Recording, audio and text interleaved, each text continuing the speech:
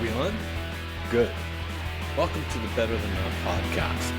Sometimes we get it right, sometimes we don't. But when we at least do something, we know it's almost always better than not.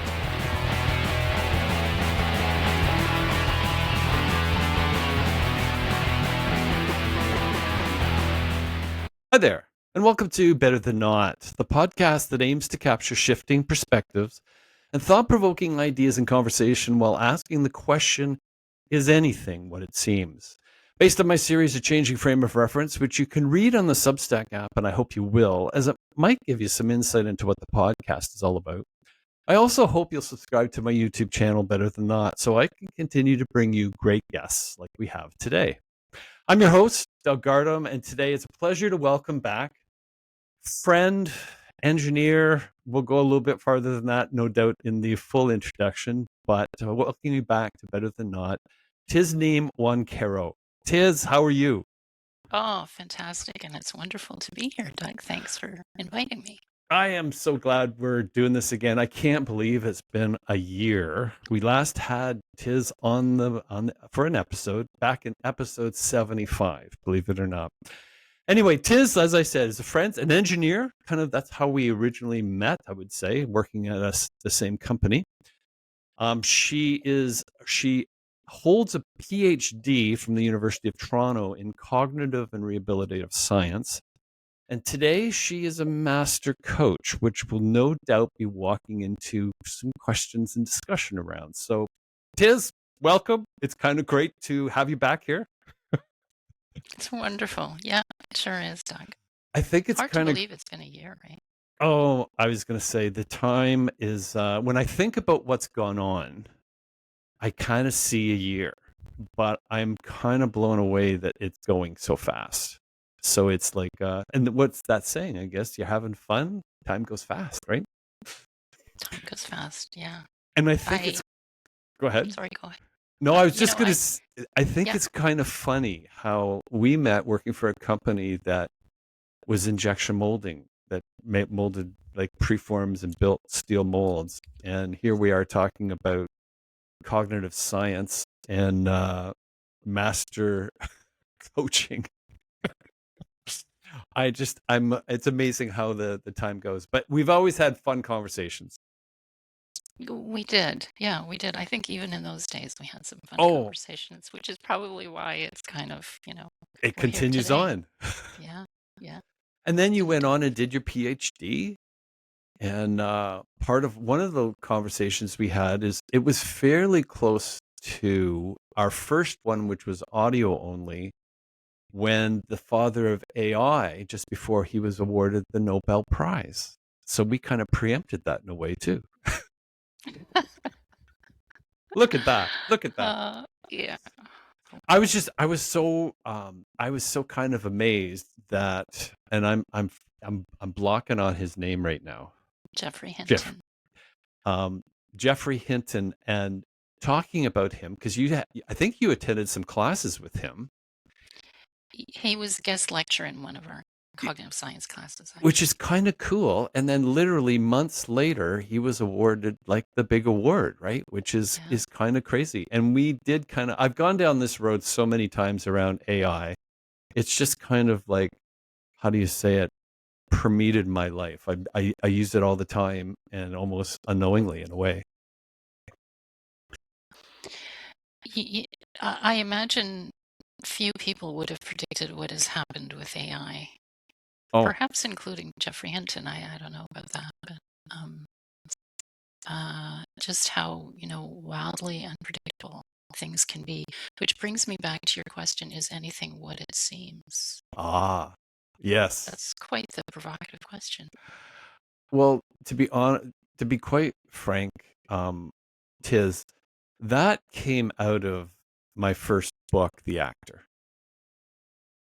And it's really a whole story about nothing is what it seems. And Yeah. so we started to take it kind of as like what do you want to call it, a quick blurb about the book.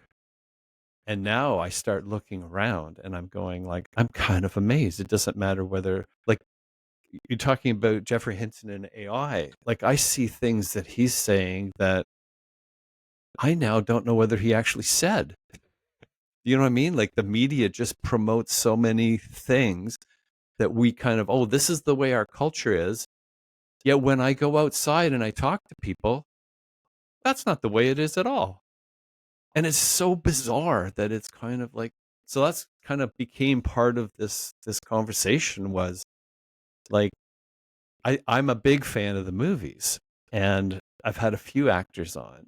And what's stunning is what we see on the camera, what they're looking at most of the time is so different from what we think and we get engaged in the movie on, right? Yeah. Like they're Yeah. looking at cameramen, they're looking at cameras, techies, grips. Like it's just a bizarre world that's completely different than what we're captured by that the camera's recording. Nothing is what it seems, right? Nothing is what it seems, and how much of it is in our imagination, Oh, it just seems to me. it when you go there, that's why I said it's kind of interesting too when they talk about how we like to depend on our memories, but by and large, they're not really very accurate.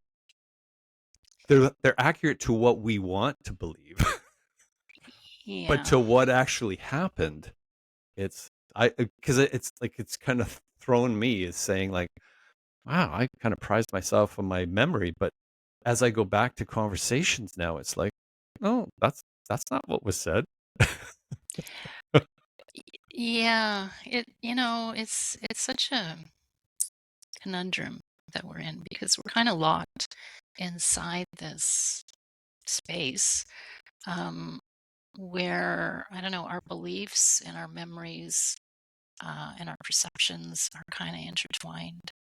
Um, the To me, the interesting thing is we can actually use that to our advantage. It doesn't have to be a bias, Hmm. and so that makes it even more complicated. I mean, what is athletes go through a visualization process often, and others do besides athletes. Yeah, maybe Wayne Gretzky did. And speaking of Wayne Gretzky before, Yes, yes. uh, and what is that but just a sort of a playthrough Hmm. of, how things could unfold in the future, bringing into consciousness, um, past training, so memory and belief in how we want things to go. And, creating this kind of Hmm. future in our mind, kind of like a movie or a postcard in the mind, and how that can be used unconsciously. And sometimes that gets us into trouble, or we can use it consciously and, make it adaptive. Oh yeah. So, Does that fall into your work now? it does. There are, well, I think just maybe the nature of how we're wired, and some of my work is about helping people unpack the beliefs that they have Hmm. and how true those beliefs may or may not be. Right. But also, like sometimes, w- w- until we really investigate it, um, we're not entirely clear on what we want. There you Like, go. wasn't there a song? What do you want? What do you really, You really don't want? always get what you don't always get what you want. You get what you need. Rolling Stones. There's that, but there was also a much newer, well, still, it's, I don't know, a decade at least old. Tell me what you want, what you really, really want. Yes. Yes. But do we really know? I mean, how deeply do we actually know what we want? Yep. And sometimes it's a bit vague, and it's a bit hard to, have that visualization or to follow up on a want that's kind of vague. So it's helpful to unpack. When you say that, like it brings a whole bunch of stuff to me because it's often what it seems that we want is not what we where we are or what we have currently. It's not a long vision. It's just not where I am now. Like I don't, so I'll pick kind of a variety of things that get me out of where I am now because I don't want to be or doing what I am doing now. So I want to do something else. But to your point, is that really what you want? It's just an alternative to get away from what you don't want at the time. Which is still valuable information. Hmm. Because knowing what you don't want is actually also helpful. Um, and I think some of it depends on where someone's at. Hmm. Sometimes it's just enough to experiment and say, okay, I don't want this thing, but I don't actually know what I want. So let me try, run the small experiments and see, Yes. well, what would I like? And it's like it wouldn't always be necessarily the case that someone is going to go from working in an engineering environment to saying, I'd really love to run a podcast. That's what I really want. Usually there's stepping stones along the way. And then and then at some point it's like, Yep. podcast, of course. Yeah. Yeah. Yeah. That's like, yeah, that's such an obvious connection, right? It's the audio engineer in you coming out, no doubt. It is one of those things that you, what do I say to that in the sense that I think you learn early on things that you have, but you tend to, when you try to participate in the world that we're in, those have to change. And what I mean by that is when we're really young, do you want to be a policeman or a fireman or whatever? And you pick something. Um, and then you do that until you can kind of that as a child. And then you move into it. Oh, I want to be a rock star, or I want to be a writer, or I want to be something like that. Usually it's an arts area that doesn't really fit with the middle class world of, but you got to do something to make money. You got to have a job, right? Yeah. And then that switches because you're it's not for, obviously not for everyone, but it starts to switch and then you realize, oh yeah, that does make sense and we got to figure out how to do that. So then you leave that kind of, you want to call it dream, that creative thing, you go into it and then you realize eventually that, well, that's not necessarily doesn't work. And that's to me in what you're saying about being an engineer and then going into podcasting. There are a number of steps in between, but it's like, um, what makes you tick? And when you get to live long enough, which is kind of a gift, right? You get to see different things. And I think in our world today, it's a lot more acceptable to do that kind of thing than just to sit in and go through that mundane job forever until you retire, right? I think so, although there's, always the pressure of survival. Mm-hmm. Mm-hmm. And, it is the case that we do need to earn a living and pay our bills. And Absolutely. yeah, so I think it's some of it, it depends on, I suppose it depends on a lot of things, but it also depends on where someone is at in life. I think there's no question about that. And I think it's so individual, Tiz, that it's really like you kind of read biographies, you read, I'll say self-help, all these kind of different things, but we're so unique as individuals that, and it's like, and even trying to figure that out. The good part is you're the one that gets to make the decision. The bad part is you're the one that gets to make the decision. Like and that never really goes away.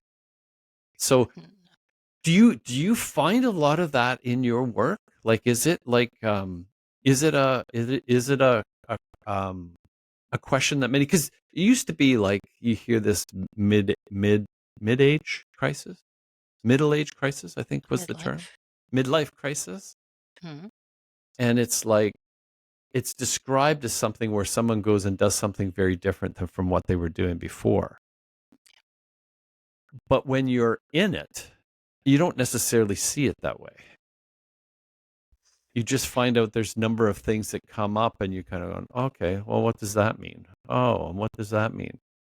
So it's like, it's, it's a good question to me. You're good at questions.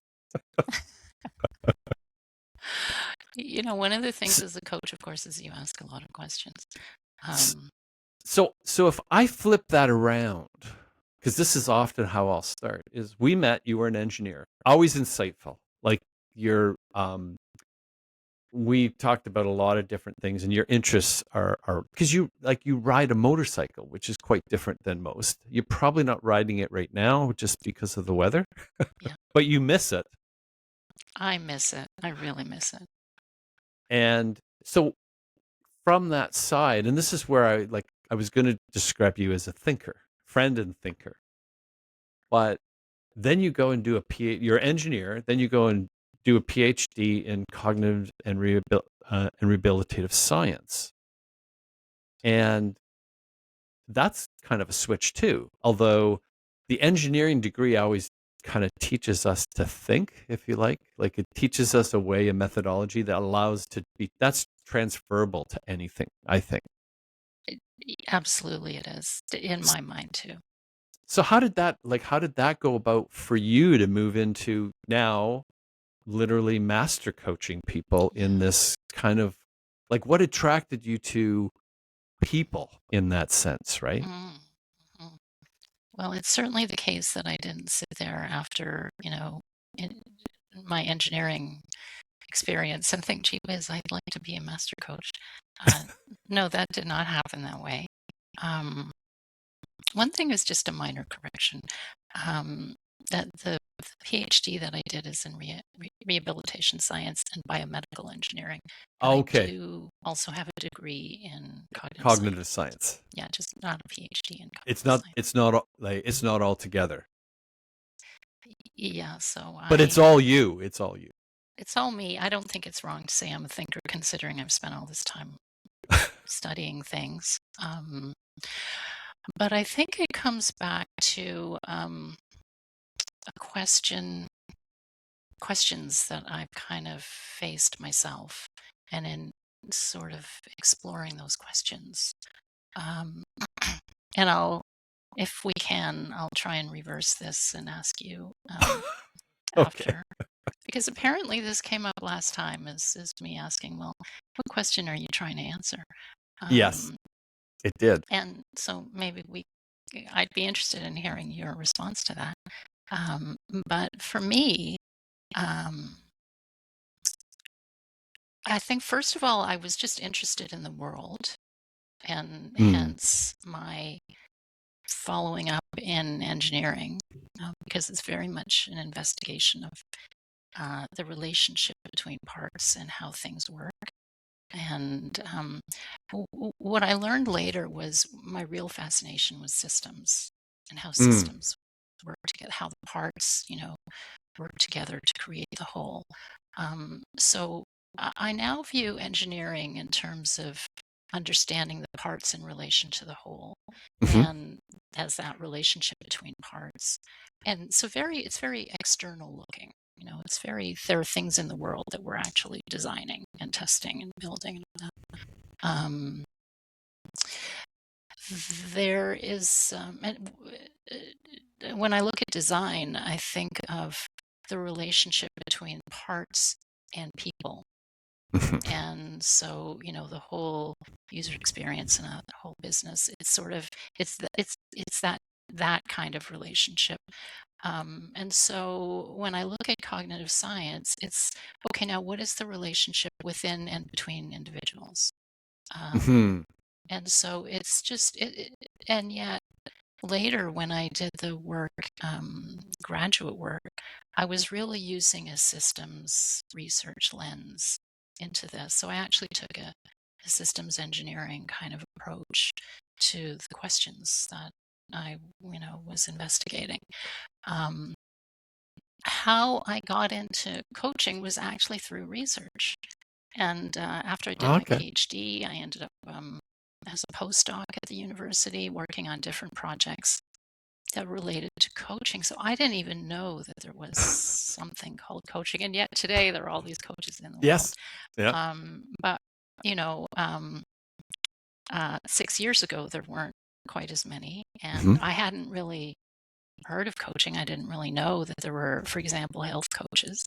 And the study that I was involved with, and I got my first taste of training as a coach while I was a postdoc, was in coaching. And so what I was doing though at the time was taking this systems engineering approach to coaching.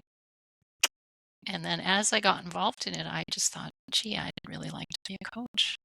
And so I Yeah. still use the systems perspective Hmm. as a coach, the same one, really, because, when we have a tool that we like, we use it for everything. Yep.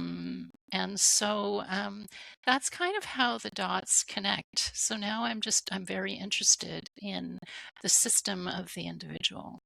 And of course, no person is an island. And so that system of the individual involves the situation that they're in and the context that they're in. And there's a lot going on there. So that's kind of how I have connected these dots for myself. But coaching is very much, how do we connect the dots? And Oh it's yeah. very difficult to see when you're in it. This Oh is, you were suggesting yep. this. Well, And it's so what ends up happening sometimes is we feel stuck yes. or and know that, what, there's something not right here, but I can't quite put my finger on it. It's just this is whatever this isn't quite right. Hmm. Um, so yeah, yeah. We But can, we those were can't the questions I was looking at. because it's interesting when you say that. It's like we can't get out of our own way, and it's almost impossible to do that. Like once it's there, and depending on how set it is, and it manifests itself in so many different ways. But I'll go back to your first thing that you said about breaking this in, and this is around. And I kept thinking of the whole is greater than the sum of the parts. And I really like how you were talking about like how the parts all fit together with systems and so on. And of course, I go down to the human part of it, and I often see this as an example when we talked about the Rolling Stones, but how, and I think I see it particularly in music world, where how a group of people can come together as a band, and together they are almost invincible. Like they're just the Rolling Stones. There's an example, right? There's Mm, there's quite a few, Queen. but Queen, like it's just like you can just like you too. You can like you just go through the whole thing, and it's like as a band, they're unbelievable in a way. Popular, I mean, but as solo artists, you don't even really even pay. Like it does happen. Like the Police, as an example. Yeah. Peter Uh, Gabriel is another Peter one. Genesis is another example. But it's kind of weird how. But when the Police came back together, I remember years ago, like it was off the charts their popularity, and you thought Sting was big already, right? Mm, And it's kind of like, well, Led Zeppelin is another one, right? Like you can go through them, the Eagles, like, and I kind of go to that, how that happens with in systems with a person, even like how they can get those things together and make them work. And yet kind of when they get in, when it's individual, they don't necessarily work. And like we are the sum of our parts, whether we like it or not, parts physically or parts like psychologically. And to me, that's kind of a neat thing when you get to do that, working with people to help them get out of their own way. Like it's kind of a neat, it's it more you, than neat. It's like enormously healing and important for an individual's health, right? To move it forward. yeah, it's all kinds of things. It's oh boy.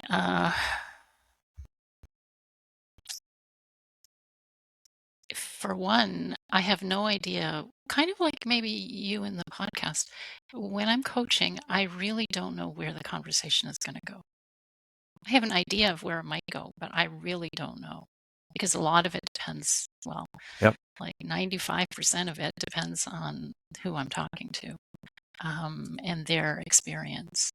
Um, so it's completely, and there's no way that I could, like very rarely could I script it. And by the end, I ask something like, well, what's been most valuable for you today? And they'll pick out something that I never would have thought.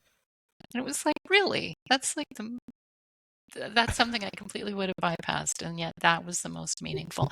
But then if you think about it, I know this has happened to me in the past. I had one exchange with someone years and years ago, a friend, and she has no memory of us having that conversation. And Unbelievable, eh? yet, and she said to me, um, I was going through a relationship breakup, and it was a marriage breakup, so Oh, it was quite deep. Uh, and she said to me, "There are some things you'll never understand."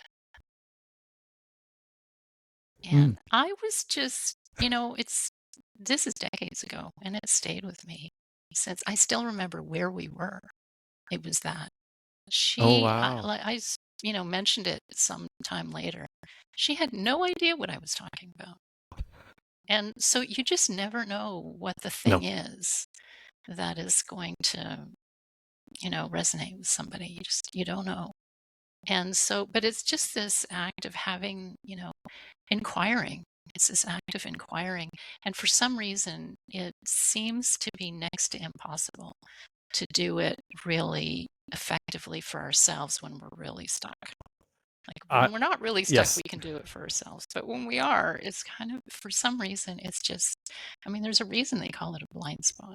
Oh, yes. Yeah. Right on. Like, I mean, to me, that's it's you pop so many things in my question into my head when you're saying that because my wife Laura is a counselor. My daughter and son-in-law are both counselors, and one of the big things that comes away that they will say is you can come away feeling quite good about your session with a person that doesn't necessarily hasn't helped them, and the exact opposite can happen as well. You can come away not feeling like we've done anything, and the client has it was the most incredible experience I've ever had. It's kind of it, and it's so weird that to me, when you say that, Tiz, I think the pandemic did a real number on us. And one of the things that I think it really made evident to me, especially in personal experience, was I had no idea how bad we need each other, like as people. Like falling into the writing zone, that was all part of like it's hard to write in a group for me. Like it's very quiet time, but I also, in working corporately as we did, we had meetings all the time. Like we were always around people. It was almost like I just want space so I can think. And you forget that, but I was always very cognizant of it. And then even when we moved out here, like all new people, right? Like you don't, so it's really easy to stay at home and get absorbed in technology. I mean, TV, all the video, all For the stuff sure. that's there, right? Yeah. But it doesn't come even close to going and having coffee with someone or chatting with someone. It's like I became overwhelmed by it, and it was a new thing for me in realizing how important we are like I use that word community now to get out there. Like it's I don't think we can be healthy otherwise.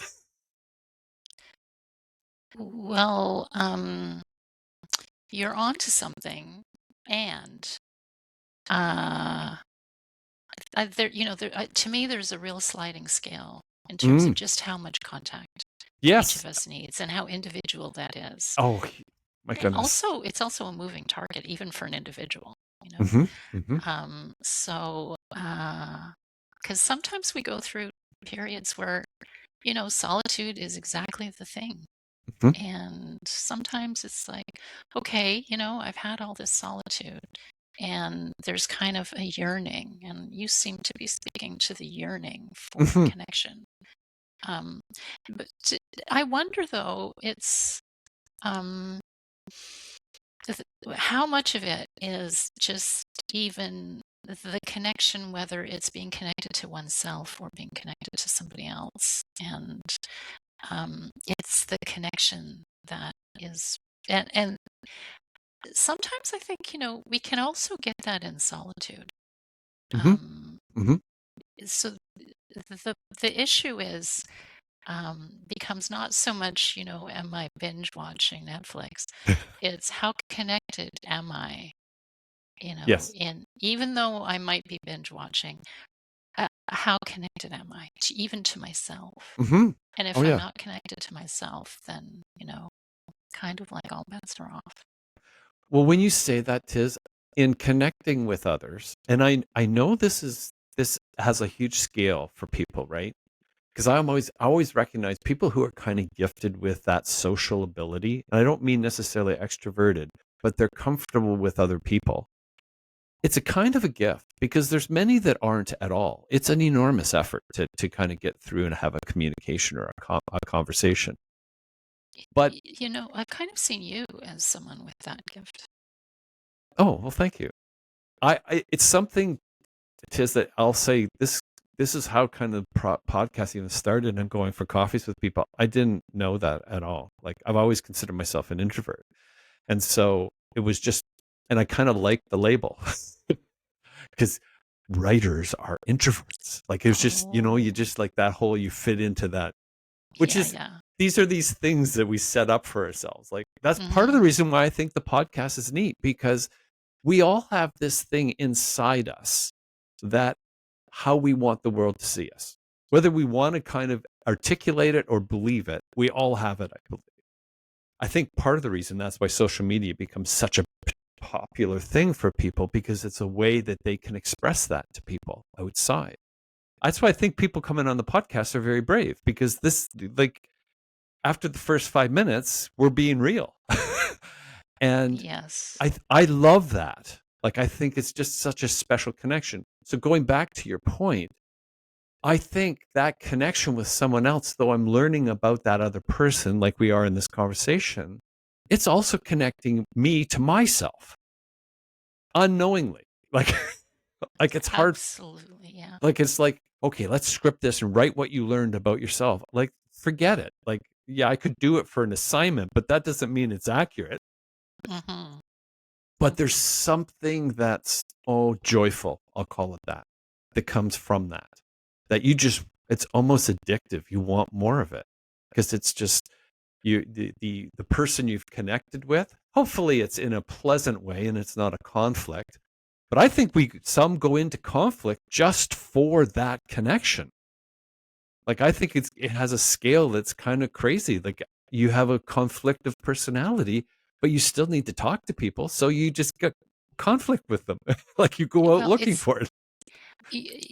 now, I don't know if this term will resonate for you, but what I'm thinking of here is energy. Because, Yes. with conflict, there's definitely a lot of energy. Oh my And I goodness. think sometimes some people will go into a conflict because that energy is kind of, there's an aliveness to it also. For sure. And it's sort of connected to a reason for being. But there's definitely an energy connected to meeting people. Oh yeah. And yeah, yeah, yeah, yeah.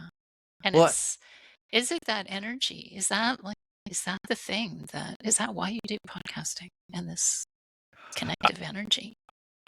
it's a weird thing because I don't know that I've actually sat down to think too much about in that sense. I will tell you, my agent in Toronto, after we moved out here, doing a bunch of different things, he said, you have to start a podcast. And I was very against it, Tiz. Like I may be repeating myself. I know I've had this conversation in other episodes, but I said there's no way that I'm going to do a podcast. Like that's just not what I do. So then he named back and he says, "Well, you've told me about these coffees you have with people, and you're my only client that I can't get off the phone in 15 minutes with." So of course I cynically say, yeah, because I talk a lot. And he says, no, because our conversations are not about the weather. The conversations go all over the place and they're about something. Yeah. And you don't even know you're doing it. So I go, okay, well, let's see it. So after we did the very first podcast, and you can go back and listen to it's episode 1. I did it with the director of AI at University of Waterloo. And after we finished, he couldn't believe that it wasn't 5 minutes. We did it over an hour. Mhm. And I realized, okay, this could be something, I suppose. That's what started it. You know, when I said earlier that this was well, I think of you when you talked about this gift for connection. Mm. It's not from my experience with you on your podcast. It's from before, Mm-hmm. Mm-hmm. like when we worked together before. Yes. And I think that's the thing. Like people don't, it's very hard to see one's own gifts sometimes. Oh, tis. That's such an understatement. I think by and large, people, they again, No this comes idea. back to how I want to present myself to the world. And we think this is who we are. But by and large, it could be really off. But we don't know Yes. that. Like who tells you that, right? Like, Well, the thing that we know is that there's something off, yes. usually. But the difficulty is embedded in society, as we all are. You know, society rewards us for certain things, Mhm. and we get sucked into that and believe that Oh, that's the thing for us. It might be the thing for everybody else in society, but it might not be the thing for us. mhm. Yep. And yeah, But it's cool. Or you get accolades for it, or whatever it is. Like you're good yeah, at math, so you've got to be an engineer. Well, did you ever ask whether I even like math? Do you know what I mean? Like, you should do what you're good at. Well, maybe I don't like what I'm good at. You know what I mean? Like that's it's that crazy. it is, and it also takes time to Hmm. kind of, you know, explore something to its limit and then realize, okay, um, you know, I've explored this enough. It's time to move on. And, or, you know, not go to the limit, just say, just, you know, go to a personal limit and say, okay, I've explored that enough. Time to move Yeah, on. yeah, yeah. Yeah, yeah. But it's a whole, you know, everything's a learning. It's all a learning. Well, to me, that's probably the biggest part is that like I think that's why I really don't like the word retirement Mm, because I hear that and it's like I mean I'm at a point now where somebody tells me they're retired, they're really secretly just telling me they're rich because retirement just like so you yeah, worked your whole life maybe at a job you didn't even like to retire and what play golf all day long and no one can do that. And it's just those are the things, and I've seen it manifest itself in many people, right? How it just like you really need something to do. You need a purpose, like, and those purposes can become just getting mail from the mailbox when you get older, right? Y- I I'm hesitating because I think that word retirement probably means different things to different people. No question, no question, Yeah. no question. I'm just saying like that's kind of that a bit of it's been a bit cynical, but when you mentioned learning, like I'm in this time that I cannot learn enough, Tiz. Like I can't read enough, I can't Yeah. consume enough, and it's kind of exploding in me. And it's like I find this is okay, this is I'm not ready to slow down. Mm, exciting. So, and this is why I think again this kind of having this conversation with different personalities, it's amazing what kind of comes out of it. Like it's just Yeah. like it's, and I did notice when I would start to have coffees. Again, I'm not good at small talk. I'm terrible at small talk. Like I can talk about the weather for about as long as it takes the dial to go from on your watch from, well, watch is old now, right? 1 to 2, but it's like, but I am for some, there's something I'm intrigued by with people, and I don't know that I recognized that for many, many years. I don't think I recognized that at all. In fact, that's what I would hear once in a while, like, well, you're a real strange engineer. Because I'd be wanting to have a conversation versus just learning what the calculation was all about, right? I can actually see people saying that to you. It's like it was quite regular. Like I can remember somebody saying, "I think we're 90% ready to implement something, right? We do in a project or whatever." And I go, "So can you tell me where?" And he says, "Well, we've got all this stuff. Have you talked to anybody yet?" Well, no, but that's easy. And it was like, no, actually, that's 95% of your project. Yeah. Yeah. Yeah. And how upside down that could be, right? Is like, and then you've got all this perfectly put together, the calculations, the tables, everything's there. You present it, and then you're really scratching your head when you just get killed because nobody's interested in what you're showing them. Mm. That was a big thing for me. Okay, but then try to convince in an engineering environment that that's the case. Like it's like Hmm. you come away with a lot of arrows sticking out of you. Yeah. Yeah. Yeah. Tough job you had. But it's that job of the parts in the whole again, Yeah. and that engineer who's responsible for that part thinks it's perfect. Yeah. And yet that still has to fit with everything else, and it may or may not. Yep. And that's where like that becomes a bigger part of interfacing with people, right? Mm. And then S- good luck communicating that. Hence the arrows. So towards the end of doing my corporate stay, one of the things I became very aware of was I would be so set to do a meeting. And so you got 10 or 12 people around the table, right? And you've got your whole thing put together. And I would get upset when things didn't work how I was hoping they would. And then somebody after the meeting would come to me and say, and I said, I don't want to hear anything else. Like if you have something to say it in the meeting. And it suddenly occurred to me, Tiz, that it's the spontaneous part that's the most important part to me. It's not the planned part.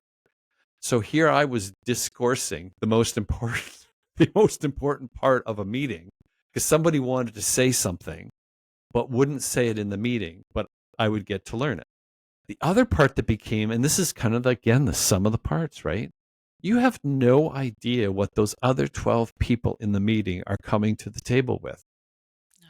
From the work oriented part to their personal family situation, their personal, like I'll call it their mental health, like where they are with that. They're you kind of go like, how do you have any meeting that's effective? Yeah, when it comes to that, you do wonder, how is it that We function. things largely work? And then there are a lot of things that really don't largely work. Mm-hmm. Yeah, Very true. Very true. yeah. Interesting. I knew it would You know, be. you have this question, what makes you tick? And I wonder if you have an answer for that. What makes people tick, or me tick in particular? I'll give you the option either Okay. way. I think generally as people, we need a purpose.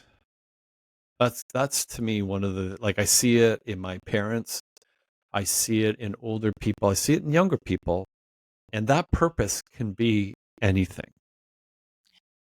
Like and judging it, like another person judging it is really unimportant.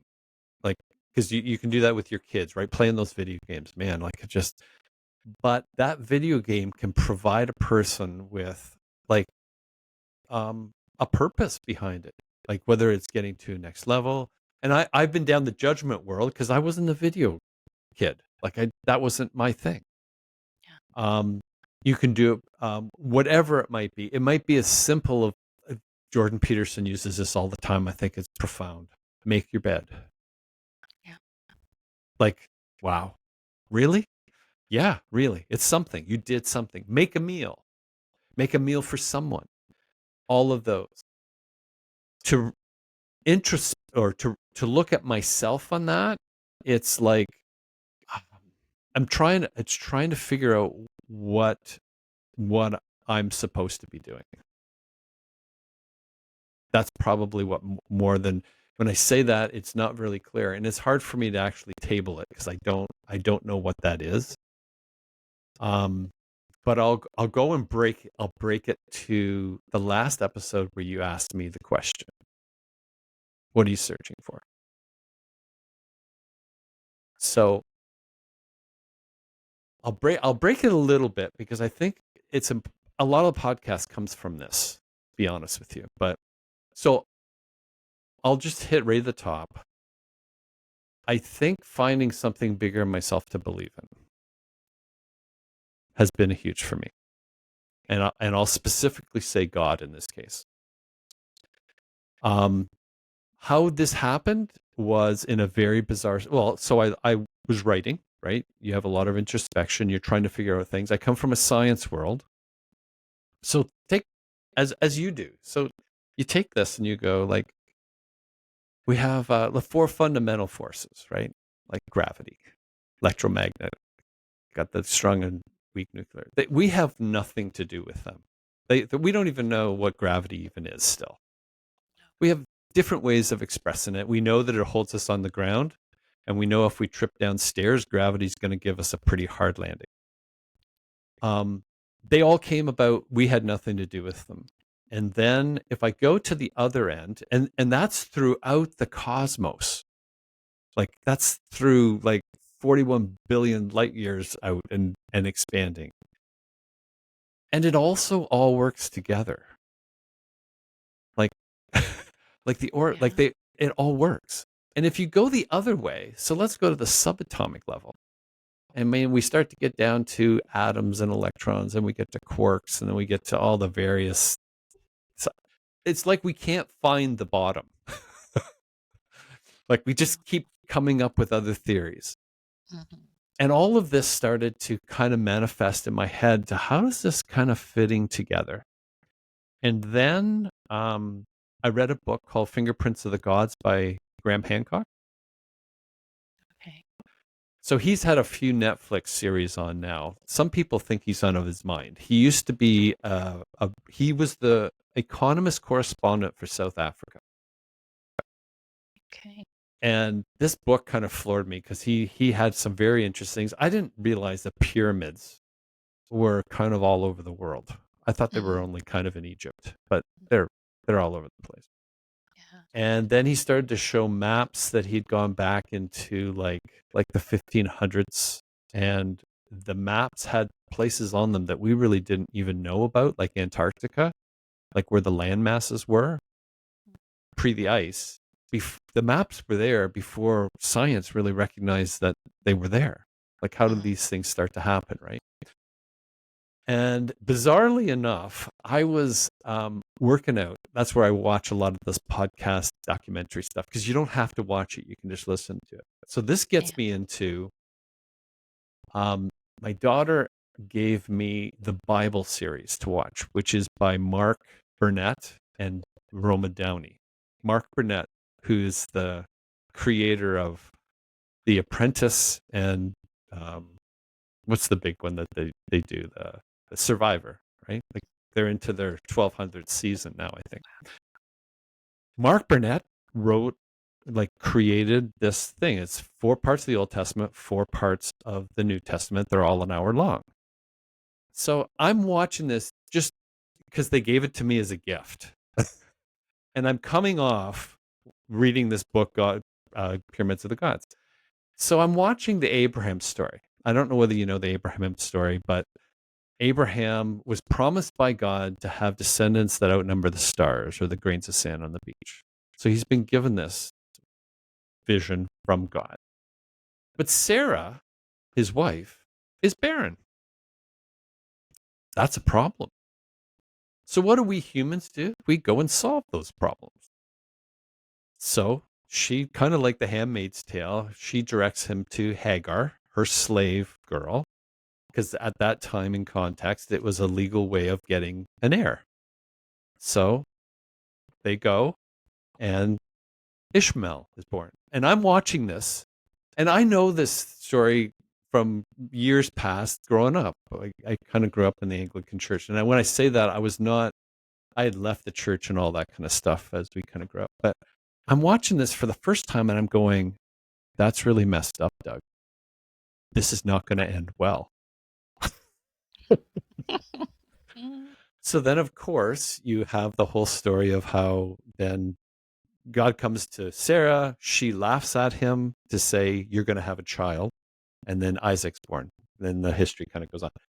The reason why I bring that story forward is that for the first time in my life, with all this science and all this stuff kind of going on, I'm kind of seeing us as this is all pretty crazy how this all fits together. And so that's probably, I'm going to say that's probably 8 or 9 years ago. And then I got Jordan Peterson's series on the psychology of the biblical stories. It's like 12 2.5 hour lessons. Mm. And I was blown up. And he only gets through Genesis. And it's really not done in a theologian's perspective.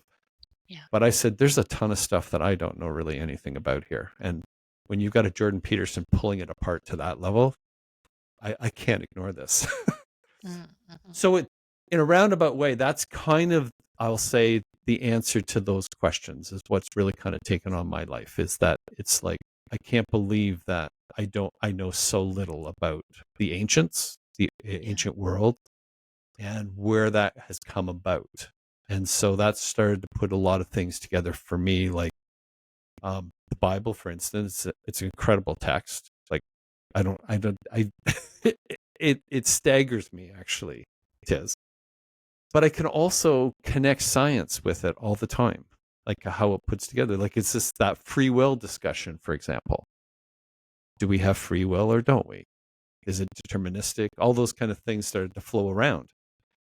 And it's like, in fact, I've asked a number of theologians this question. I said, so you've got the fundamental forces, you got the cosmos, it all fits together perfectly.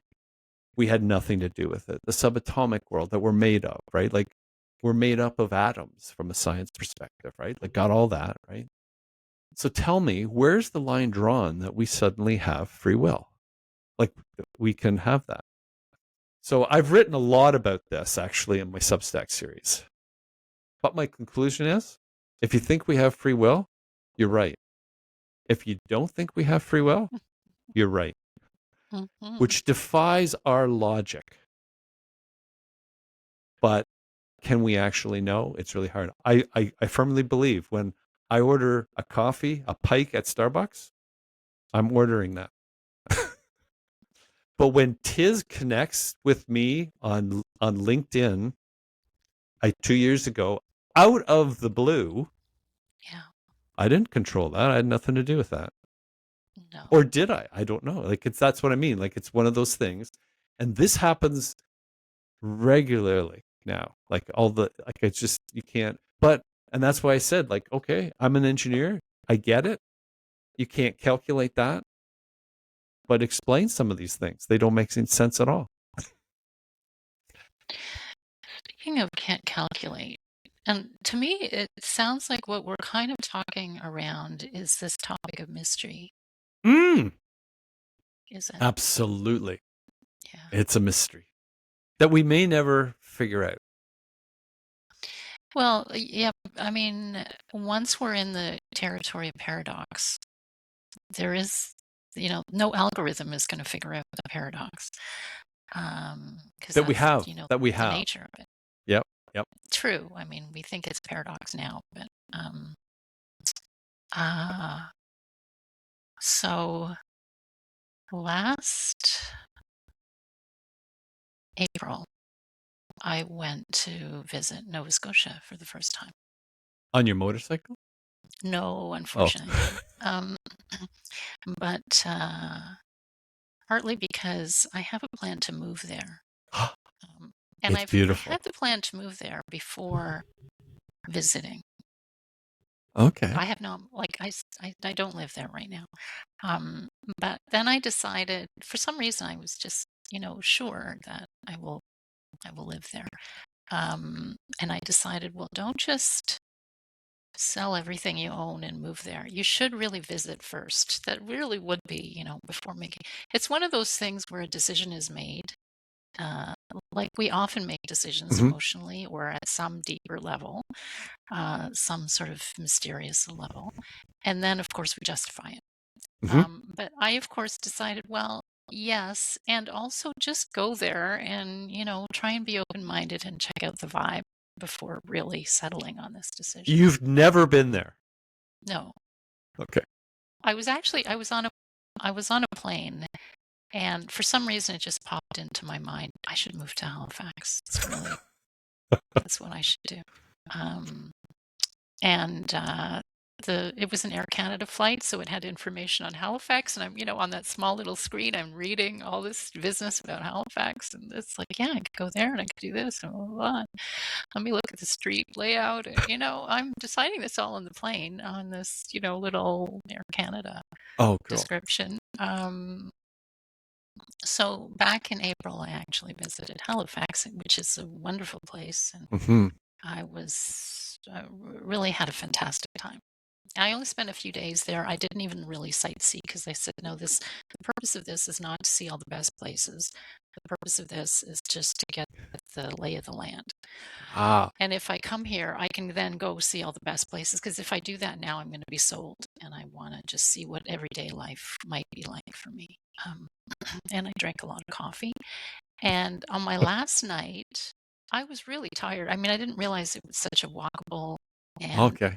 hilly place, coming from the flatlands here in the middle of the country here. Yes. And so on my last night, I was quite tired, and I said to myself, you know what?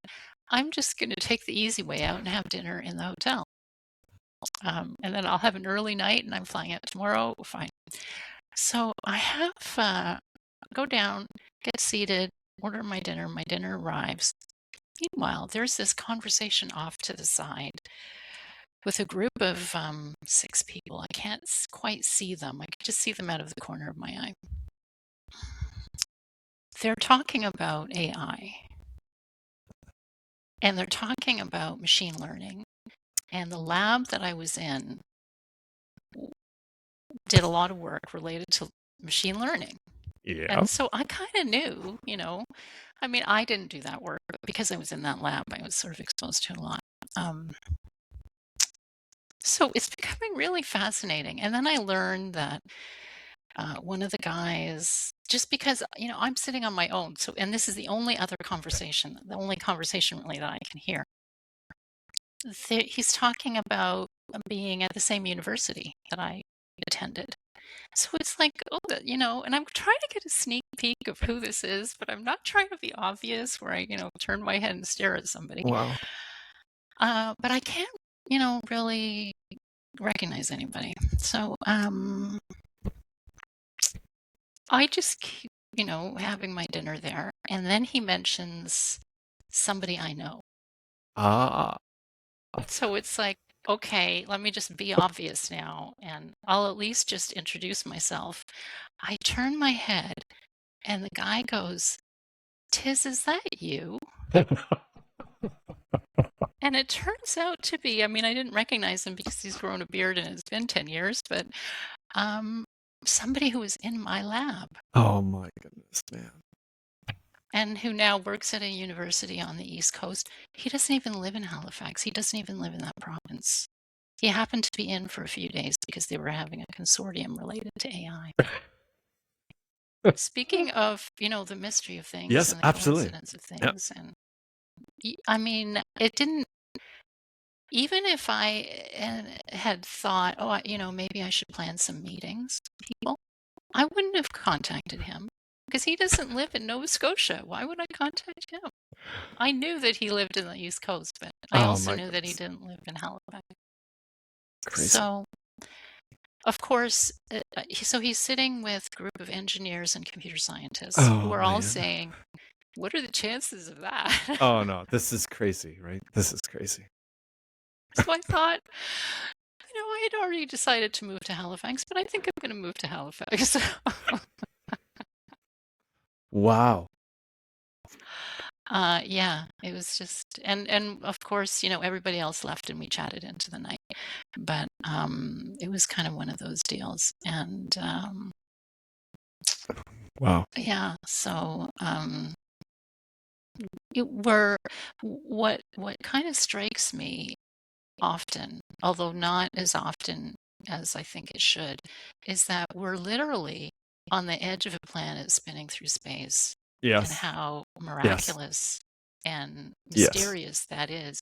And yet, almost every moment of every day, I forget that. Yep. Oh yeah. No, it's when so I say this often to people when I hear things like this is that kind of thing, Tiz, happens to me so regularly that it blows my mind. And it can be from anything. Like just in the last week, I could tell you stories that are that's like, how did that happen? And it's like when you become aware of it, it's like, how is this going on? Like you just you don't and it was a gradual thing for me to start to recognize. But part of it, when I was saying about the meeting in the corporate world, and then somebody coming to you after the meeting was over to tell you something, and me pushing it away, and that being the most important discussion. Not that you're aware of it at all, but that's how programmed I had become in that world was you're in control and you have to control everything. So you can't have that person talk to you. And so when you tell me that, like I'm just smiling inside because I'm just going, so my question now is, are you moving to Halifax? Oh, for sure. You I are. hope, absolutely, I'm moving to Halifax. I hope it's this year. I need to Oh, kind of get my ducks in order, but I am that's so, oh my goodness, man. See, mentally, I am there. that is just such a crazy thing for this podcast. Like to me, it's just it's better than not. Isn't it? Isn't it? It is a crazy thing to me that that kind of goes on. And for me, it's like it is daily from guests, from who I'm talking to, from what I'm learning. It just blows my mind. Just I can't. So this is like you telling me this today. Obviously, no idea, but it fits perfect. It Like it's does. just like because you can't explain like that mystery. You can't explain in any form at all. No, there's no explaining it. And also, I mean, I had no plan to talk about this today. No. So I had no plan of what we were going to talk about because I never know really what we're going to talk about. I always guess that we might talk about AI, but well, that's only because we started with that. But Well, you see, um, this fits into AI for me a lot. Not because it's going to figure out what that is, but what AI is going to provide and does provide is provides me more time and opportunities for that to happen because a lot of the, I'll say, almost mundane things that your brain gets so consumed by that now you can literally find out and do instantly, you don't do anymore. And it's just going to get better. Now, I'm not saying this, I've been kind of touched on this a little bit because I have no idea how this is going to fit into education, especially for youth, because you and I both have been through, we know what it takes to research. We know what it takes to do work. I mean, you may not have been, but I've been through the card catalog in the library. We used to go yes, yes, and yes, go to the fight, and you think about like how much effort that was to find like anything. And now you can do that like 100 times and you don't even have to be there if you can ask the right question or you can figure out what that is. You still have to sort through it. You still have to be aware that might not be what you want, but that actual activity is great. Like, and that's why I get excited about it. It worries me because if you think you can go through, for example, and get an engineering degree and have AI do all your assignments for you, that's kind of scary. I agree with that. Like whether that be engineering, medicine, lawyer, you name it. Um, and like we all know, there were many that didn't really want to do the work anyway. Like I know, understand that. And that's going to be a big question for us going forward in the future but we've already done that. So we kind of know, like for example, like you can ask whether it be Chat GPT or Grok or whatever. You can ask it questions or do things for you, but you still have to go through it. like like for me, like it's like I that's not right. That doesn't work. Like I can't Yeah. do that. But like but the fact that there's something there that I can work with to begin with, I find it just wonderful to me in many many ways. So which And gives more opportunity for these things to be outside, and it's just it's crazy. Like I love this story of yours because so in the fall, I can remember this one because I don't want to go through all of them, but in a similar way, I'm in this coffee shop here in Abbotsford. Guy I went to university with was in he went to industrial design in Carleton, and I'm in having a coffee with another guy. I'm walking out, and this guy stands up in front of me, and he says, "Doug Gardam," and I'm looking at him. Looks like you said, a beard. This guy, mhm. he's got a shaved head right now, and it's like, and I go, like, Dave Miller, and that's 40 years ago. Anyway, Yeah. and what are you doing in Abbotsford? Like, but why not be in Abbotsford, At right? this single coffee shop when At you this happen to point be in there. So time, you had exactly the same, but you know what tis exactly it feels like. now that I've become aware of it, it happens like all. I can't believe how it happens. Like it's just like, how is that going on? Like Yeah. To that me, mystery. and it kind of links in with your story of being in the meeting at work. And it's this differentiation between control and orientation. Hmm. And I often think that, and I know I was, and I'm sure to a degree still am, locked into this controlling kind of Hmm. space Hmm. where you try and control the events, and we do it all the time when we plan something and we set a goal and blah blah blah and go through these steps, and I mean everybody knows all that. Hmm. That's comes from that place of control. Absolutely. And I'm not saying it's bad to set goals. I'm definitely not saying that. And don't do them and don't go through that whole thing. But there's a difference between rigidly sticking Hmm. to, I'm going to get there this way, and being kind of open and flexible. And it's kind of like, okay, that's the direction that I'm going in. And life is complex. We ourselves are complex systems in my world. And so we're going to be affected by all kinds of Oh yeah. events that are going to be unexpected. And there's going to be all kinds of nonlinear responses to those things. And so you don't know. And so it really, I mean, the whole notion of adaptability is really um, a pillar of how we can navigate through life. And so all we can do is orient, Hmm. toward, and our relationship toward what is happening. And at each step think, okay, am I, am I still in the direction that I want to go in? And do I still want to go in that direction? Or, do I need to somehow make a, Absolutely. shift here? So, but it all comes, I mean, this idea that, and it's all wrapped up into memory and expectation. You Hmm. talked about this before, is that mindset of control. Oh, And it's as if we can control these where it's we're going in life. Exactly. it's staggering.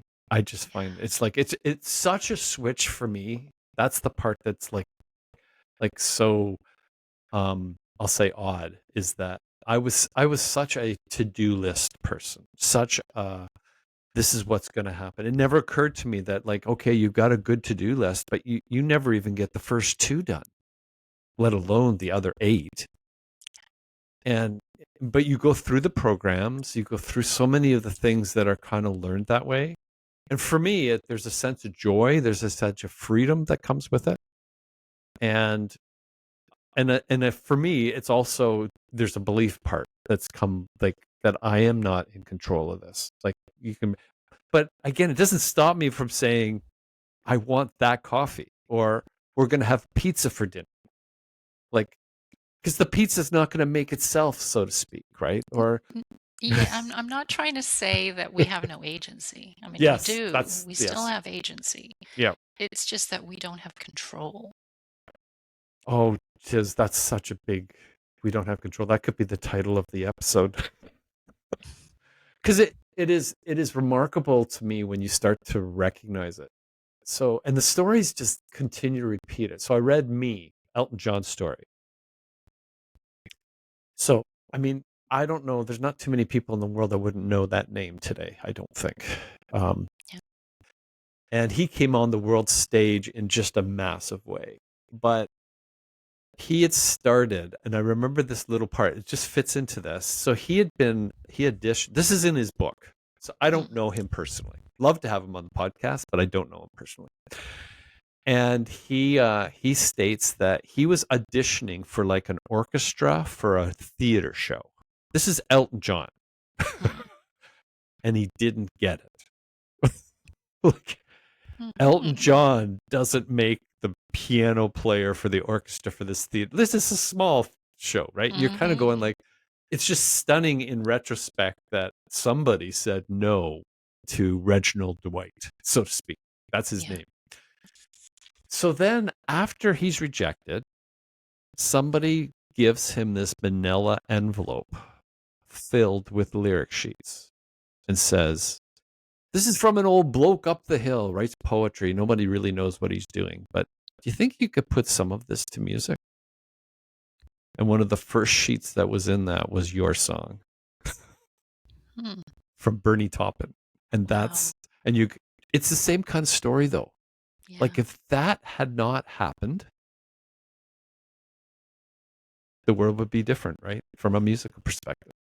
So it's just, to me, it's just, I think they're all over the place. But when you recognize it, the game's over. Like, you can't stop recognizing them. I I think find, you're right. Yeah. The game is because over after that. because your mind starts to see them. Like, why did I just run into him? Why did we just do that? Why is that person here? Like, and then does that? How does that relate to what you're doing? Like, the number of guests that have come onto this podcast from that, I don't know where to stop. Mm. It's it. So this is kind of, you kind of feel like, okay, maybe I'm doing something right. Maybe this is, do you know what I mean? Like, it's just, it fits into, maybe this is what you're doing, even though when you turned 50, you had no idea, other than, yeah, you like to talk to people, but just the people you want to talk to, so to speak, right? Like, Mm. and I find it overwhelming. So you in the hotel motel in Halifax, listening to people talk about what your area study was. Oh my goodness, man. It's just like, that's just blows it right up, right? It And now you're does. moving to Halifax, and you don't even know why you decided that I want to move to Halifax, probably. Like, when you said, I'm going to move to Halifax, when you took the plane flight, you never Yeah. even been there. No. Although there are features about Halifax and the Halifax area that would like that it's explainable why I would choose that place and not a different place. Um, Right. so I kind of get that there's something that in that area that speaks to me, and So I could have spoken about that, 5 months before I even Right. went there. And that's still the case. Really the trip was kind of confirmation, but I mean, it's strange that my visit there would be confirmation of something that I already knew, and yet it's not strange because, the work that I do, it's now very much oriented around um, deeper levels of knowing. Oh, yes. And so it's kind of, you know, Totally fits. yeah, weird to say, but yeah, I actually traveled to Halifax so that I could kind of calm the analytical side of my brain, saying, "But you've never even been there. You don't even know, what it's like there. Don't you think you should go?" So it was really just us watching that side of the brain going, "What are you crazy?" So um Do you have people commenting to you when they know, like, what are you doing, Tiz? Like, do people kind of say, like, that's kind of crazy, Tiz? Like, do people, like, have you had, or maybe no one knows? Well, I haven't shared it widely, although now that it's on the podcast, it'll be a little wider than I have shared. But I think the people who know me Mm, kind of know also that I am something of a risk taker. And, moving to Halifax is not on a high level of risk to me because you no, can always true. just Yeah. move back. Like, Yeah. nothing's Absolutely. tying you down there.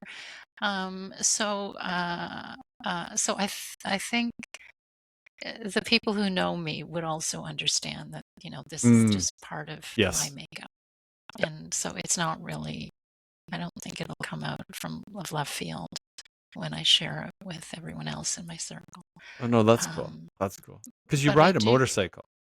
exactly, yeah. And for most of the people in my circle do not ride a motorcycle, so already they're thinking, okay, what Huh? she's doing.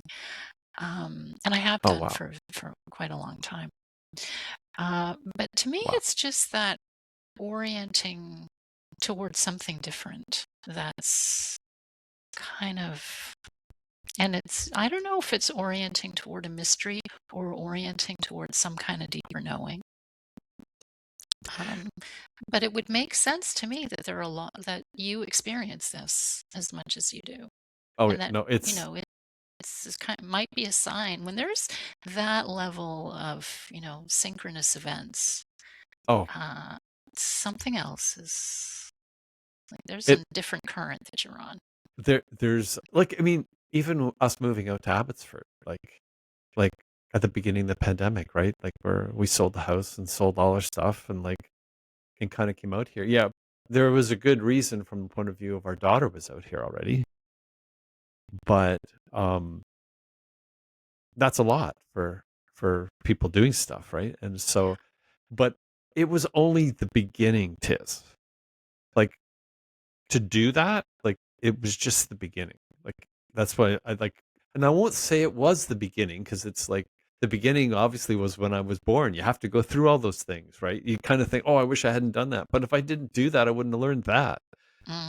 It's Hmm. so easy to go backwards and connect the dots. You were kind Yeah. of referring to that. And we try desperately. In fact, I think we're even in a way educated to think we can make those dots beforehand. But it's really like I think it can kind of really, well, to me it really messes with your head because then you come to the realization that you're not in control. And it's not a bad thing. Because it's kind of like if you're not in control of things, it's going to be bad. And it's like, well, maybe it's not. And I would say that I've experienced now the exact opposite to that. I can't believe it. Like, it's just so often. It's just so often. Yeah.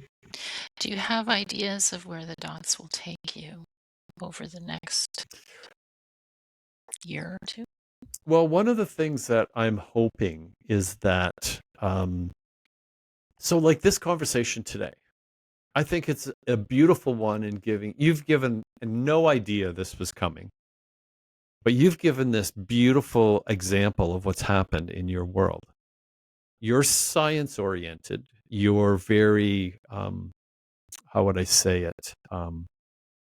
In many ways, you've come through like the education system, the planning part. This is where we go. This is what we do in our life. And now you've had this stunning occurrence, and you're in a way, I won't say whimsical, but you have this idea, let's go to Nova Scotia, but maybe I should go before I move there, just to get a lay of the land. And then you have this event that, like, on the last night, you even said, like, I'll stay in the hotel and do the boring thing and eat the meal here. And all this crazy stuff kind of happens. And it's not really crazy in a way. And to me, those are the No, it's things. crazy.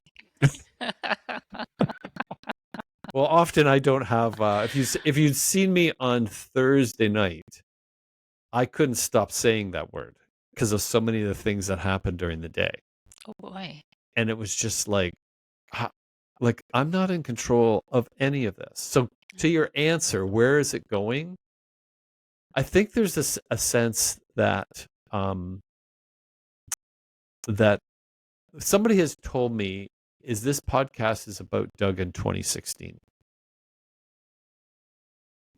And what I mean by that is what I like, I'm looking at different things and trying, and what I feel has kind of come together is this, this science, this history, and I'll say this belief system, along with God and what's in the ancient text of the Bible, and that it's giving me kind of a sense of where it's going, but I'm not in control of where that's going. I'm just in line with what I'm supposed to be doing with where it's going. Does that help?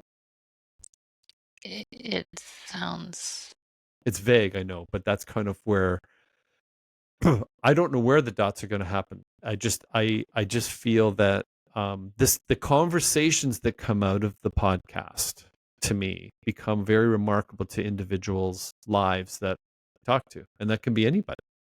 Mhm. And like today, this is especially kind of cool because you've shared something quite personal and revealing and almost I'll say a mindset shifting. Like we're not in control. Like, No. but that comes back to, like I said, we didn't have anything to do with gravity. We don't even have anything to do with getting into this world.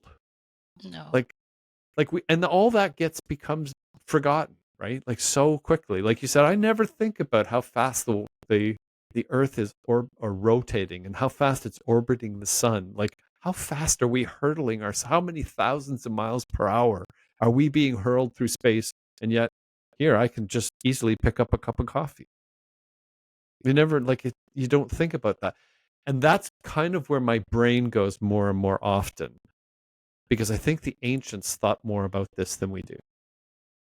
They didn't have the tools, but they thought about it. And I often wonder whether they were closer to I'll call it the unconscious world than we are today because we're so distracted by our material world. I'm not sure that I would say they didn't have the tools Oh, because for the kinds of good conversation, point. Good these point. topics, Absolutely. they don't need micrometers and In that everything sense, else. I'm glad you said that because I like, so if I go through, so I'll go to I'm thinking of Hebrews 11, which is one of the books of the New Testament. And in it, it's described that everything that we see, this is a verse actually, I'm paraphrasing, but everything that we see is made out of things that are invisible. Well, that was written 2,000 years ago. Yeah, I To your think what the point. ancients had is they didn't have the level of distraction that we have. Oh, no question. Like, no question. And they also had the pressures of survival Hmm. that we also still have, of course. But um, One of the things, just to backtrack if it's okay, Oh, yeah. a little bit, is on the topic of the things that we don't have control over. Mhm, We're talking about we had no control really over the country of our birth, mhm, over our appearance. mhm. We have some control, as an adult, Yes. some minor control over our diet and activity and whatnot. But um, so there's a lot that we're born into in terms of, social, cultural, that we have no control over. Mhm. And it made me think of something, and I believe it was Krishnamurti who said this, something like, you think your thoughts are your own, but your thoughts are not yours, they're your culture's. Oh, And just in the whole level of what we have control over.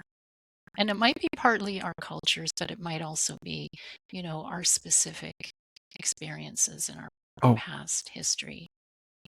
And yet, how often we also beat ourselves up over, you know, not only not getting I'm betting that Elton John wasn't thrilled that he didn't get into that oh, particular orchestra absolutely. at the moment. Yeah.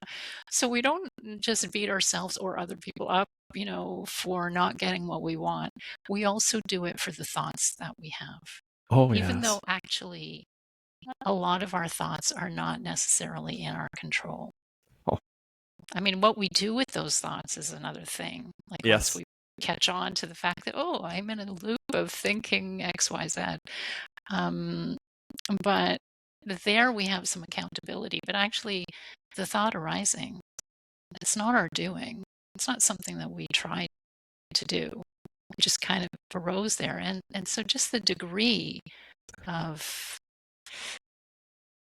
not having control Oh, is, and well, yet, you're right. And yet we think we do. well, it's one of those things. It's such a bizarre thing. So, as an example, so free will would give us a sense that we are in control. And if we're not in control or held accountable for our actions, we can't really have civilization. And maybe there's a difference, though, between what we are in control of and what we're not. And what Right. we are, it's not to say we're not accountable for things, Right. because having the thoughts and doing the actions are two different things. Like somebody had Yep. to do that thing, and we're still accountable for our actions. So Yes. it's kind of, what is now our relationship with these thoughts? What are the thoughts and what are our Hmm. relationship with that? Well, this is love that you brought up the thoughts because it's like you can talk to certain people and they say, "Of course, I control my thoughts," and I'm going, if you think that, take 5 minutes and try and think of one thing for 5 minutes. It's that old think of the elephant. Don't think of the elephant in the room, right? It it's it is absolutely. It's like it's kind of stunning. Yet we're totally convinced we do. Like it's just until you start to think about it, which is what you've just kind of gone through and listed. When you think of all those things, think of how many things go on in your body that you have no control of whatsoever And even not only no control, no conscious awareness. at all. Breathing. Yeah. Well, actually, you can have some conscious awareness of breathing, but often it can just go, without that, fortunately. Well, I Um, was going to say, like, breathing is one of those that we can be very conscious of, right? Like, I'll be having, but at the same time, most of the time, we're not thinking about it at all. But it doesn't stop. Like our heartbeats. Like it's kind of stunning to me when you start to bring these things up, and it's like I really like what you said about like how often in the day do I think about how fast we're hurtling through the universe. I don't doesn't even occur to I haven't thought about that for a very long time actually. It's just well, not, mostly we don't. but The it's only time there. we might think about it is if, you happen to be outside in an area which is fairly dark and there's this dark Hmm. at night, or It's these seeing the northern lights, those kinds of Yes. things, those Phenomena. events Yep. remind us, but we're so not in those spaces now. Um, I think of weather. Everybody's got the weather apps now, right? yeah. And you start looking at a weather app. And in fact, I think they're starting to compete actually. But I'm finding they're pretty good on temperature. But if you started to measure them, I think it would blow our minds how inaccurate they are. But we're all like, that's what it is. Weather, economic forecasting. I Oh mean, my since when has goodness. that been right? It, Dead on, yeah. Got but you know. how much of that do we think is like you think of your day even, right? Like from the time you get up till you get to the breakfast table even. If you have breakfast, like how many things went as you thought they were going to? But we get up every day and do it. Yes. And how many things go through your mind Oh, from getting up to making your coffee yep. or whatever it is? It's It's just, yeah. and so to me, that's what starts to really start to convince you that okay, there's something more here, and what can you? That's why it's fascinating when you go down the like we talked about previously in the unconscious, or well, like what is that like how broad that is. I remember hearing, I think it was and what's I can't remember what his name is. He's a venture capitalist, and he said he went to the seminars, heard the a neurosurgeon and an anesthetologist talk, and he says we basically know how to turn it on and we know how to turn it off. That's the unconscious, right? And you kind of go, no way. But like, and it's Sir Roger Penrose. I remember this because he talks about three worlds, and he talks about one of the things is he believes, and he calls it a science because he doesn't have another term for it, but that we haven't yet uncovered that could lead us into some of these areas where would give us, shall we say, more a better understanding of some of it. And when I start to look at science, um, like how much of science just excludes things that are metaphysical? Like, To me, science has no way of accessing things that are metaphysical because science really, I mean, you can yes, only measure. So yes, what can you measure? And, and outside of that, there's, even qualitative research, what can you talk about? mhm. Or what can you observe? But So there are these other things that are kind of beyond that sometimes. well, it to me is one of those things that like, and then I read Stephen C. Meyer's Darwin's Doubt, and it was like we kind of set it up that way. We just discount them. We don't even like they're not even included. We're not even going to investigate them. They're just not part of the picture. And So so, this is where it gets back to that conversation that we had about the ancients, yes, yes, because I think the ancients went there. I think so. And we don't go then, and we've done what you said, and especially in the West. Only now, maybe, we're starting to Mm. switch. And by the way, there's a great Mind in Life. I just saw it recently. It's I don't know if you're aware of this, but these are dialogues between scientists and basically Buddhists, including the Okay, Dalai Lama. And years ago, I heard this story where the Dalai Lama is saying, if it were up to him when he was a kid, he would have become an engineer. really So, yeah, he used to love taking apart these clocks and then putting interesting. them back together. I mean, I can take it apart, but can I put it back together? But Yes, yes, that's one of your uh, early learnings as as that kind of goes. This is so fun to take it out, but can you put it back together? back together. Yeah, well, apparently he could. So they have these dialogues. And the dialogue that took place, there were a whole series of meetings between scientists and Mm, basically nuns and monks um, on various topics. The one that they had in October was on the topic of AI. And I've only seen one session, which was phenomenal. And funny, I use that word phenomenal yes. when we're talking about the non phenomena. But it's on education and AI. That would be a good one to hear, actually. It's a really, yeah, I mean, for people who are interested in those topics, it's worth it. Well, I think it's a significant thing for our future. Like I think it, like we talked about earlier on, right? Like it's like I've commented on. I had a doctor from the UK who deals with mental health on expeditions, like major Wow. expeditions. Her name was Doctor Sophie Redlin.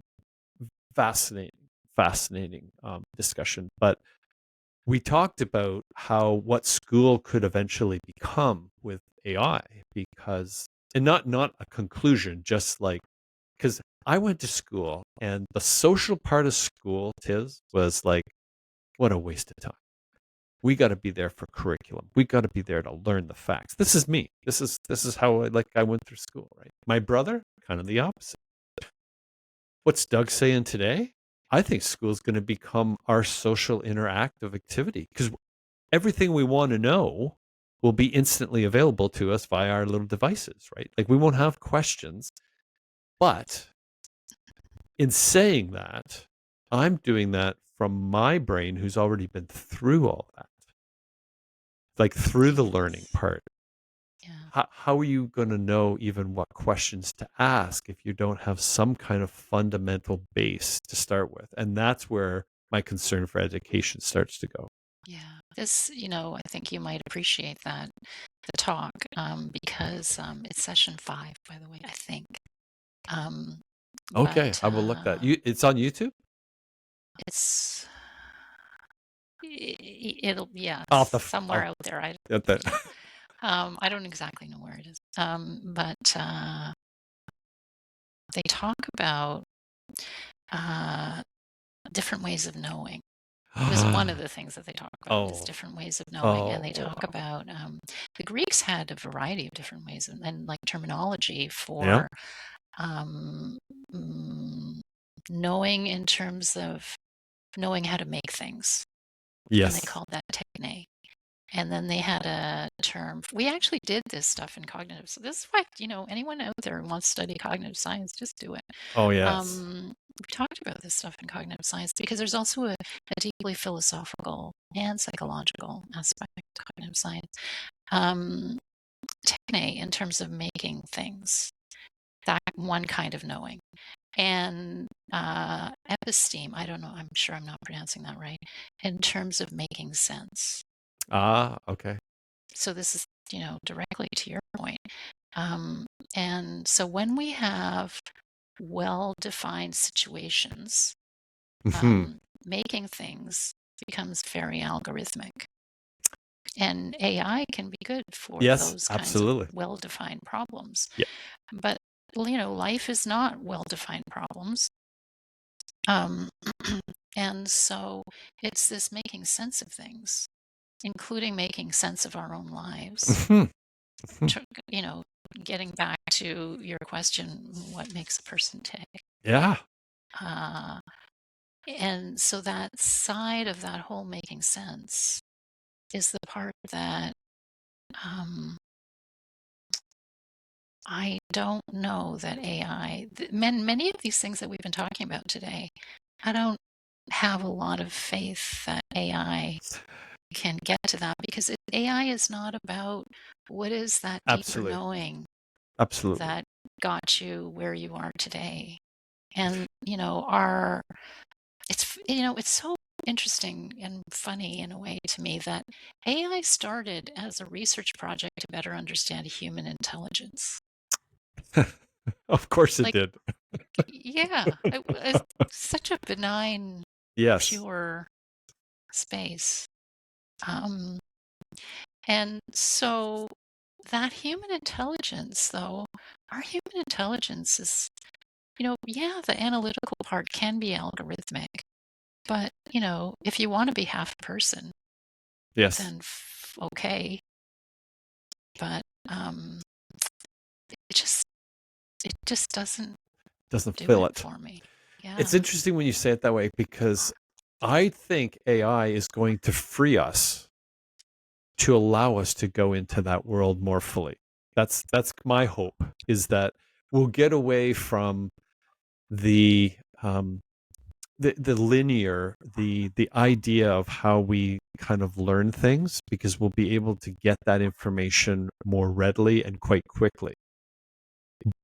And for the thoughts that we've been talking about, Yeah.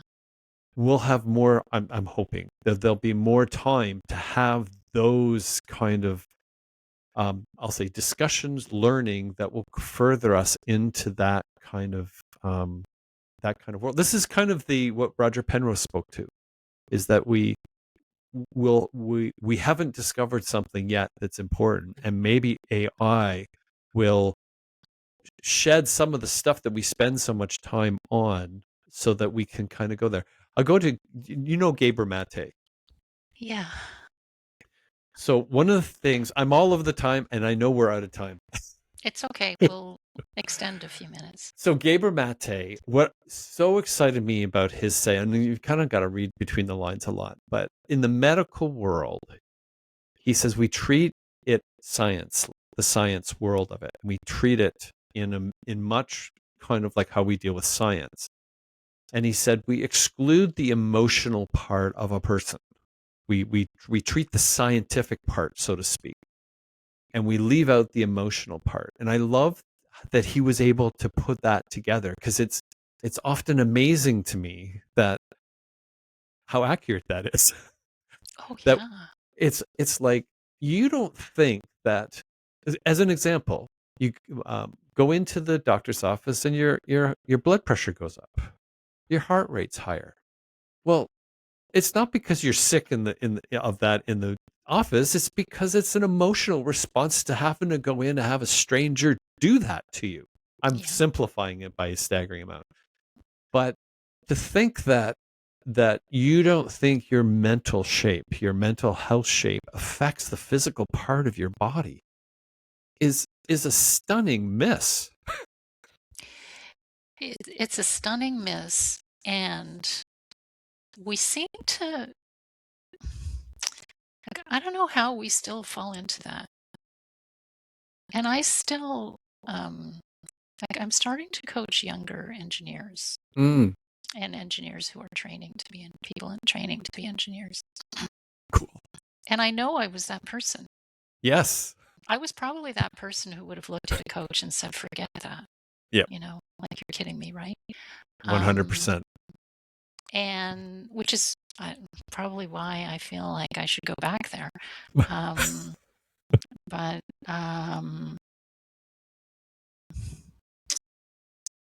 you kind of just wish that,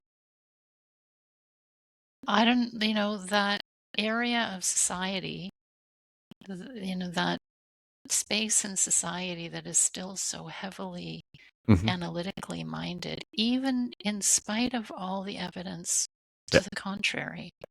And now, I mean, there's a ton of evidence. What you're talking about in cognitive science, of course, they call it System 1 and System 2, Okay. Okay. Daniel Kahneman. And that's not new research at all. Hmm. There are Yes. so many dual processing theories. There must be dozens at least by now, and everyone calls it something different. But basically, you can call it emotional and rational, and that would work too, or analytical. Um, but and well, to be a little bit more precise, maybe I'll call it intuitive and analytical. But Mm. um, there's not sure that he was a trained engineer, but someone who did a lot of work in decision making named Gary Klein. This is also old. And he Hmm. interviewed and worked with the US military. He Ah. worked with, so all the research dollars behind that. Yep. He basically was working with experts, but he did these famous studies with firefighters. And he gave up on the algorithmic side and said, can I kind of job shadow you and just watch what you're doing? And so he Oh. job shadowed these firefighters who, in the middle of the night, of course, are, fighting a fire. And this raging fire is going on. And then immediately at some point, the chief says, okay, pull everybody out now, right now, pull everybody out. And so everybody comes out. And then the place explodes. Yep. And so Gary Klein later is asking about this, and he's like, "What was it that made you decide to pull all these firefighters out?" And you know what the guy says? I don't know. That's what he says. I don't know. And the whole thing behind naturalistic decision making and Gary Klein's work is that there's this analytic knowing and there's the experiential knowing. Oh yeah. Wow. That's big. That's yeah. It it's the whole theme of our discussion today, actually. Yeah, I think so. And it's so real, like that. It almost seems more real than like the table that's in this room. Like to me, like that's how more it's becoming to me. In a And way, to me, it is more real though than the table because the table, especially if you bought it from IKEA, is really a flat pack. And before the flat pack, what was it? true. And after you are done with the IKEA table, it's going to be something else. No, it goes back to the earth, Yeah, right? I mean, eventually that's what's going to happen. eventually. Yeah. And it is kind of a crazy thing. So it's like, yeah, there's so much in this arena, and I'm oh yeah, we could go a long way. But I was going to say, I think we probably should, for your sake, wrap up because of your times. And I think this might be a challenge for you, but of what we've kind of talked about today and what you've discovered, what would you like to leave with? It's a very coaching question, Doug. I'm usually the one who asks that kind of question. Um, you know, well, I can tell you what's on my mind now, and it Oh, sort of feels like we've come full circle cool. because you started off talking about is anything what it seems? Mm-hmm.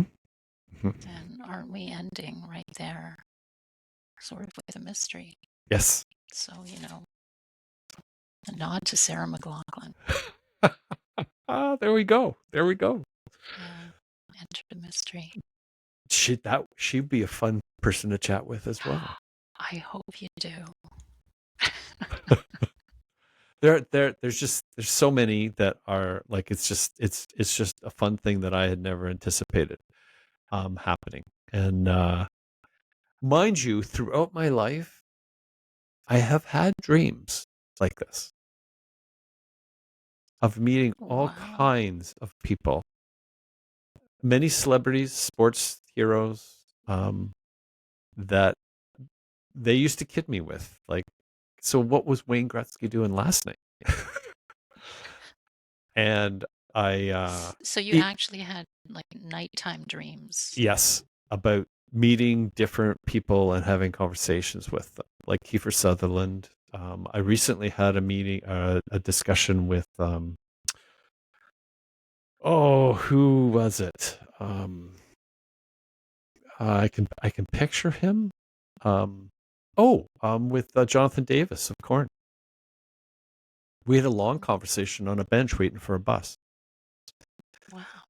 and I just like it's just fascinating the different personalities we have, and like today's like we went places that I just had no idea that we would even go to. I thank you so much for joining us, for the courage, Tiz. Like you've revealed pieces of yourself that are so like, well, just the meeting in Halifax. That's to me like, and you explain this by I'm going to move in Nova Scotia, but I'd actually never been there.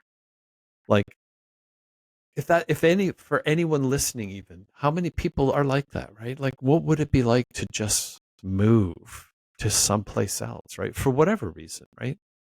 And it's like I've had a few guests on the thing, and one of them is I've often asked people, so how do you do these things and not be scared? So one of the people, Adam Riley, who was on season 9 of Alone, so he's done some incredible things. He went 52 days on Alone. I don't know. Do you know the survival, the Alone series? I've heard of it, but I've not seen it. It's a spectacular study in psychology. It's Wow. That's what got us hooked on it. And Adam was on, and like survival. I mean, or alone. When you're a bad person in prison, where do they put you? They put you alone. Like, and so it's a very kind of a backwards thing. But he was saying, so like it was a very interesting conversation. But he sailed from Panama to the Galapagos alone. Wow. And I said, so Adam, how do you not be terrified when to do these things? He says, oh, don't get me wrong, I wake up every morning terrified. But it doesn't stop him from taking a step forward. And I think that's a big part of what you've even talked about today is we're all afraid. Like, come on, let's face it. Like we're this life, we're scared. We're scared. Like, be honest. Like you listen to the news for 5 minutes, you're gonna get scared. Yeah. But don't let it stop you from opening your front door and going outside or taking that metaphor of a step forward. Because too many times we don't. And I think you've just expressed that in a very big way of like, you just don't know what's gonna happen. And it will bring enormous joy to your life, all I can tell you. But you got to be You brave. will, yes, and you really don't know what's going to happen, and it might bring the opposite. It could be very well could bring the opposite, but you won't find out unless you do that. What it didn't Gandalf say that to Frodo in Lord of the Rings? I have no I have seen it, but I have no idea. It's pretty scary, Frodo, when you take a step outside. I think the hinge point is when it becomes more difficult to be so confined.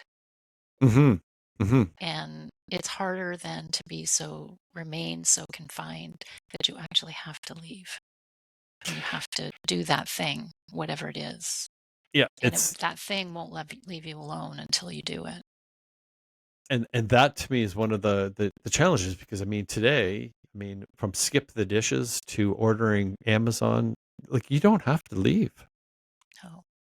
Like But it's really. also, I mean, for people who are at that place where that's where they need to be, then I also want to leave room for that Yes. because, 24/7, we're not meant to be out there 24/7 either.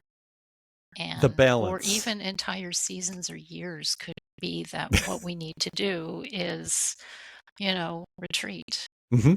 Sometimes retreating is actually the wisest thing to do. So, Very true. Very true.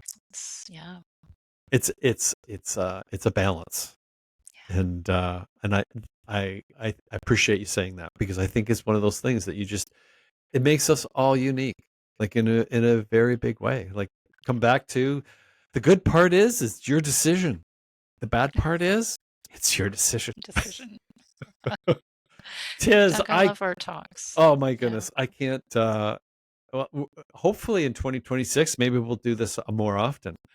But I can't thank you enough for doing this. It's been I know you got to go and I know we could probably go another hour, but we'll leave that for the next time. I would like to thank you for joining us today. I hope you've enjoyed this conversation with Tizneem Jiancaro.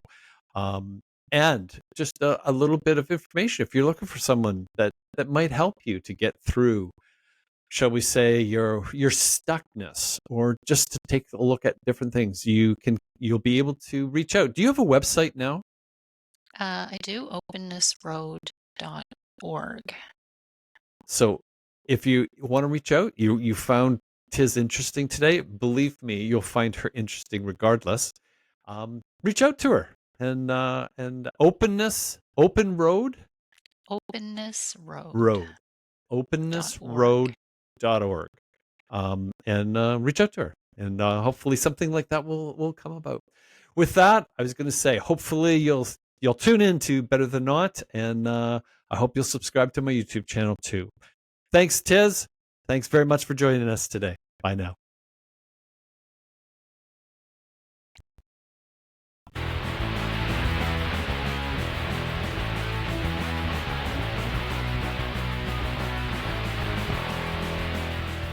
Are we on? Good.